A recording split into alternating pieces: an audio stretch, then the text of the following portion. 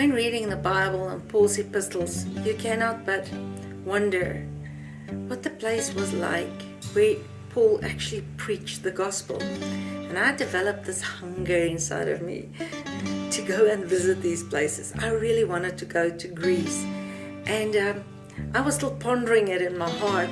And one day I opened my emails, and lo and behold, an invitation to visit Crete. Now Crete is a Greek island. It's the biggest Greek island. I was ecstatic, but as it came, only a year later we were able to go. But man, was that an experience. So I want you today to join me visiting Greece.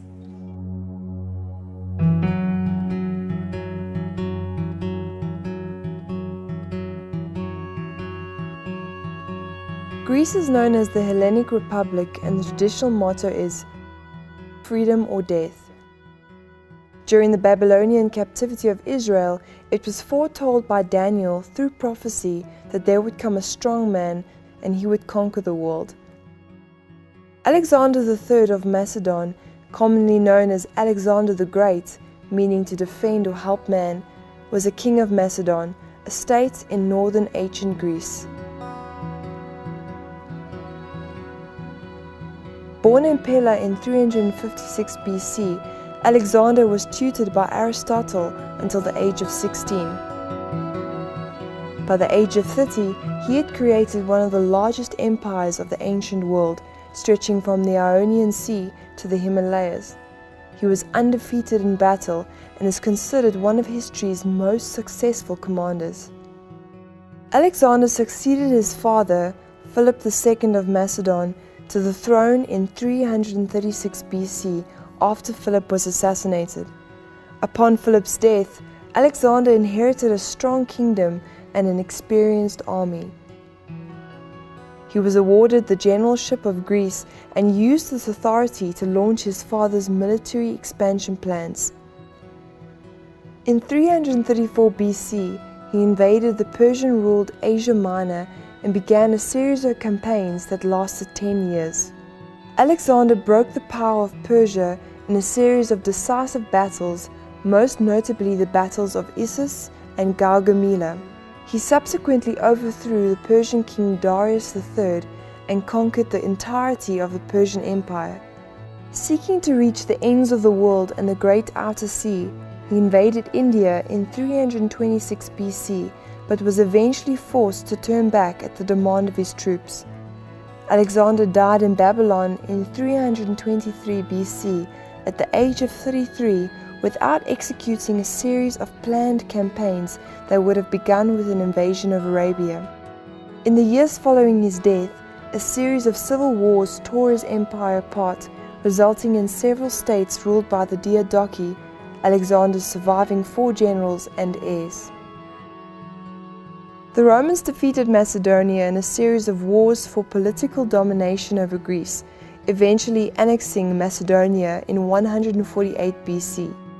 This left the smaller Greek states, who had originally appealed to Rome for protection against Macedonia, basically defenseless. Despite an uprising by the Achaean League, this enabled the Romans to annex the rest of Greece. It was a slow takeover of the Romans conquering the Greeks. It mostly began in 214 BC, but there wasn't a clear defeat until around 146 BC. It was here, in a mix of Roman and Greek culture, that the gospel of Jesus Christ was first preached by the Apostle Paul. Modern Greece traces its roots to the civilization of ancient Greece, generally considered the cradle of Western civilization. As such, it is the birthplace of democracy, Western philosophy, the Olympic Games, Western literature, historiography, political science, major scientific and mathematical principles, and Western drama, including both tragedy and comedy. This legacy is partly reflected in the 17 UNESCO World Heritage Sites located in Greece, ranking it 7th in Europe and 13th in the world. The modern Greek state was established in 1830 following the Greek War of Independence. Greece is located at the crossroads of Europe, Asia and Africa and has land borders with Albania, the Republic of Macedonia and Bulgaria to the north and Turkey to the northeast. Greece has the 11th longest coastline in the world at 13,676 kilometers in length, featuring a vast number of islands, approximately 1,400 of which 227 are inhabited, including Crete, the Dodecanese, the Cyclades, and the Ionian Islands, among others. 80% of Greece consists of mountains, of which Mount Olympus is the highest at 2,917 meters. The climate of Greece is primarily Mediterranean, featuring mild wet winters and hot dry summers, and according to the 2011 census, the population is less than 11 million. Crete is the largest Greek island.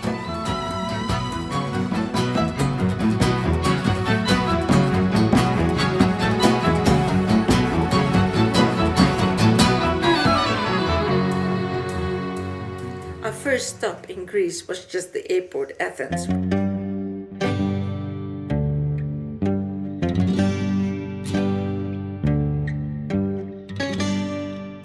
We didn't even get off there. We went straight to the island of Crete. And there was this small airport, Heraklion. Man, I like it. It sounded so Greek, you know. Even flying over the Aegean Sea, it's so different. It's so different to what we know.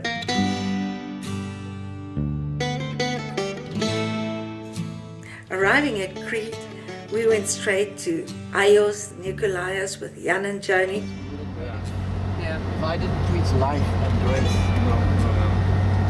if I didn't know it is by grace and God wants us to live, I'd joke. That's what he says, you know. Yeah, and say hello. Hello. I gotta keep my eyes on the road. Get over here. I'll tell you about those little chapels along the road.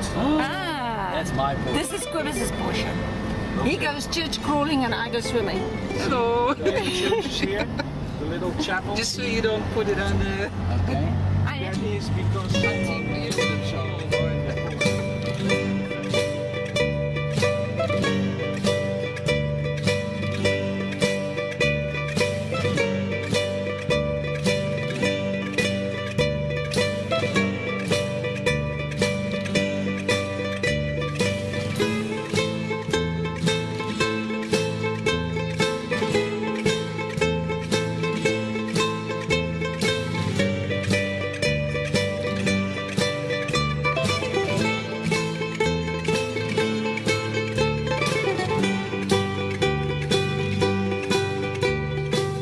was like over one hilltop, there was the little town of Floridiana.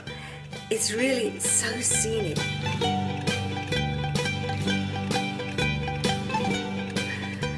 It feels like you see paintings all over the place. It's just beautiful, beautiful. The cloud formations.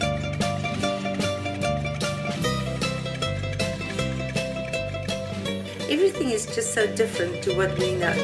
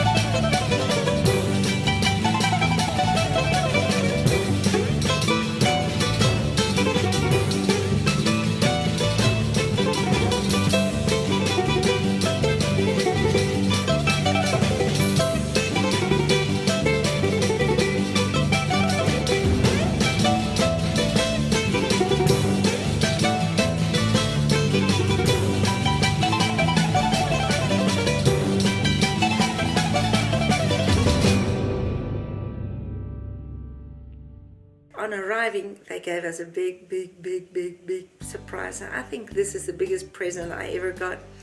They bought us a ticket and they said they're going to send us to Patmos. And we're going to just be there for one day. Oh, we were so excited. So straightway, the next morning, we got back on an airplane and we landed at Rhodes. We had to catch a ferry. Now, I don't know what I thought, but in my mind's eye, I maybe, you know, all ferries I know was these small ferries, but I totally forgot. Just a few months earlier, I saw a program on the Blue Star ferry, and my mouth my mouth dropped open. I couldn't believe my eyes. There was these huge passenger liners that is actually ferries that go between all the islands. They actually do island hopping. They take big trucks and cars. You load everything and then you can go from island to island. Man, as we got to the harbor and I opened my eyes and I realized this is the blue ferry. I was hopping up and down. I said to Cobus, this is the blue ferry, the blue ferry. Man, I was so excited. This thing is huge. I've never been on something like that. It was so awesome. I remember on the ship, I think Cobus had all his days with me. I was at the back of the ship. I was in the front of the ship. I went to the sides. I wanted to see everything. Then I was at the top deck. Then I was at the bottom. Then I wanted to see, it was beautiful. Behind the ship, it was like a highway. Like the engines and the motors stir the water. It turns the water into this light blue. And it was just for miles, you could still see it. It was awesome.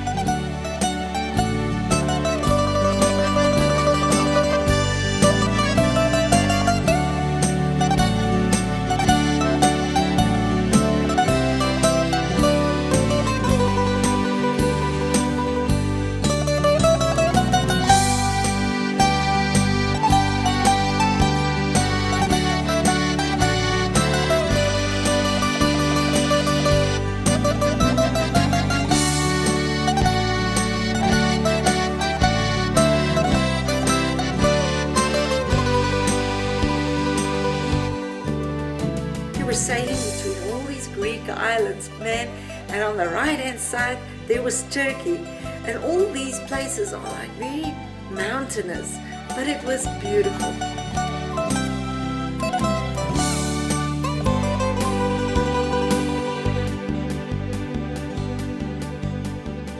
A very great highlight was when we stopped at Kosh. My, what a time. I ran to the back and the top. There was railings and you could actually stand there and see what's happening. I was just amazed at how fast they could dock this boat. It turns whoop, whoop, whoop, whoop, whoop, and it parks precisely next to the dock. Then outside it was just people on the docks, people and cars. It seemed so chaotic. But it was like everybody on the island got together because the ferry is coming. Oh, it was great. And then a bell rang. And the huge doors, it's like falling, sliding doors, trap doors, breach doors, I don't know what you call them. They open and all of a sudden out comes lorries and trucks and cars and people, everything streaming at the same time. And then all of a sudden a bell goes and lorries and trucks and people and cars and packages all flock up the boat. 1, 2, 3, the bell rang and off they were. And this is how this blue ferry goes from island to island. Man, it's like an island taxi. That was so great. So Cobus had the most awesome supper right there on the blue ferry, overlooking the sea with the islands in the background. It was just so beautiful. And about 11 o'clock that night, we landed at Patmos in the dark.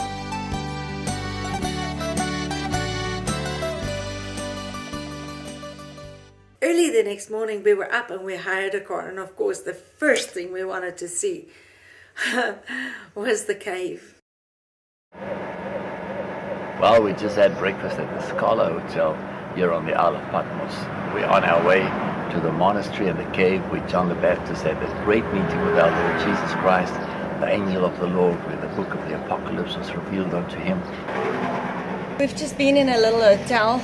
We've had a shower, we've had a breakfast, and we really slept. And this morning I just thought about it. You know, John came here. He didn't have a hotel or a breakfast, but he moved into a cave and he got this wonderful revelation that just, up till today, everybody tried to find out what it is, and it's all about Jesus Christ.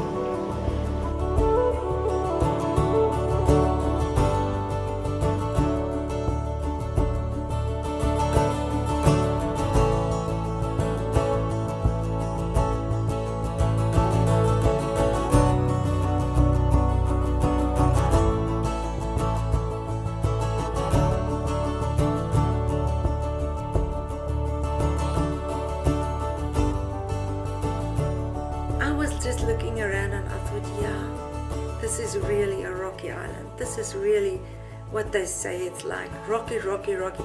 You know, there's so many rocks that they don't make fences or anything else. They use rocks to make the fences. But it's a very small island, and of course, you know, first we traveled right up and we came to a place and we realized, no, this can't be it. We asked a bit around, they said, no, we've got to go right halfway down. And finally we came to the place where John was. Man, what an experience inside the cave. It's just you can do what you want to, but there's a presence there.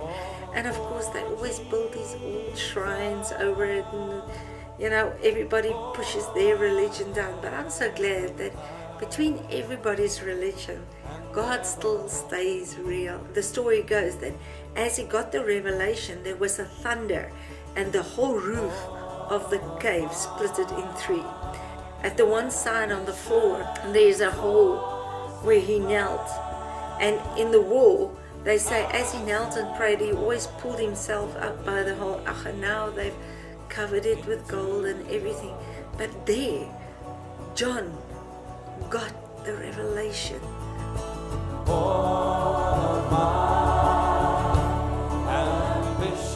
I, John, who also am your brother and companion in tribulation, and in the kingdom and patience of Jesus Christ, was in the isle that is called Patmos, for the word of God and for the testimony of Jesus Christ. I was in the Spirit on the Lord's day, and heard behind me a great voice as of a trumpet. There, right on Patmos, because of the tribulation, he was locked up there, and God, inside of tribulation, gave him the biggest revelation ever. People till today struggle to understand it, but it was for that time. And if you understand revelation, it's just an opening. And as John came out the prison, also the persecution stopped, and the Christians were free to worship God. This was when Domitian died, and it's just to go there. I remember there were two ladies there with a guitar, and they just sat there singing on the steps. How many people come in there and they've got this yearning and knowing that God did something supernatural there, and yet there's tourists there that come, they don't know what it's all about. I remember there was a group coming in, and they asked us, now what's all this? What's all this? Man, did he preach the gospel right in the cave where John the Revelator got the visions.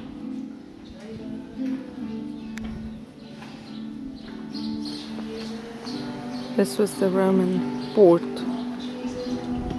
where John probably came in and the Romans came in.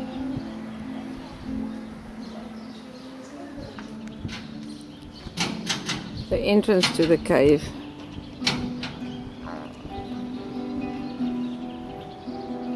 The presence of God is really here on this whole island. It's like so different to other places.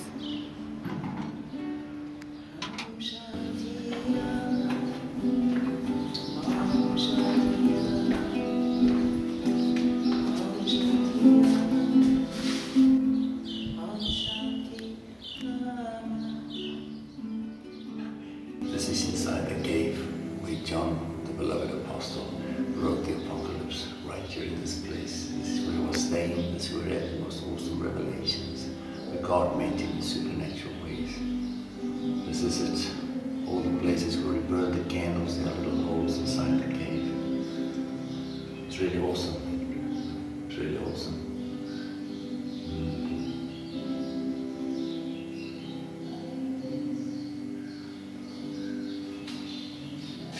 What a privilege just to be here.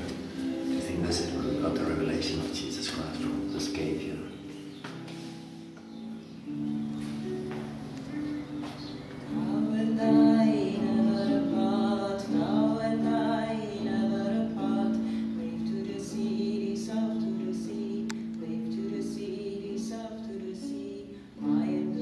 Outside the cave, you could see it's like a valley dipped out. It was a big quarry at the time of John, and that's where they worked, all the slaves.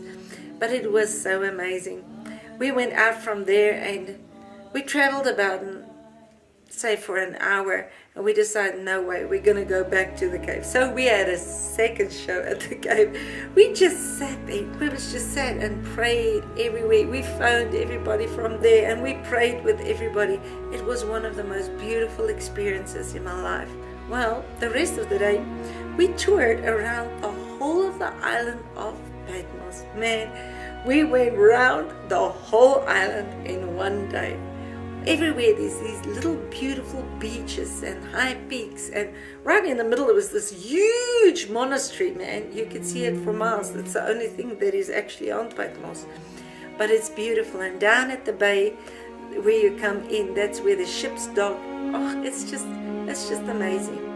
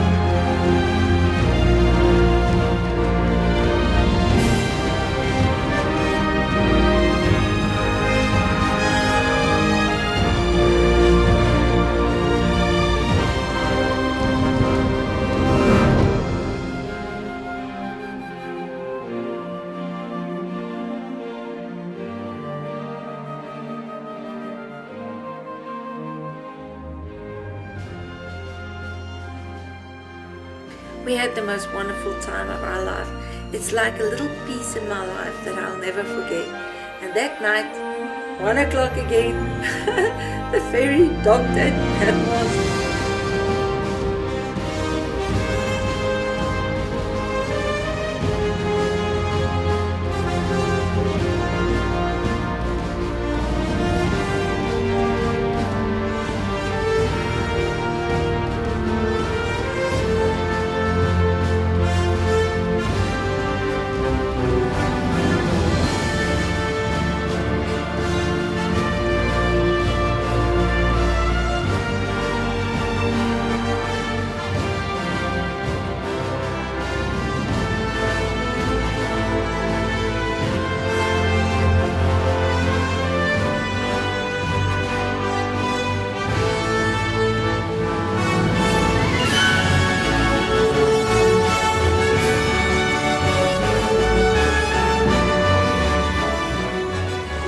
Till everybody came out, all the trucks, everything, and then we rushed in and they booked us a bed on the ferry, and that night we slept through. The next morning we woke at Rhodes.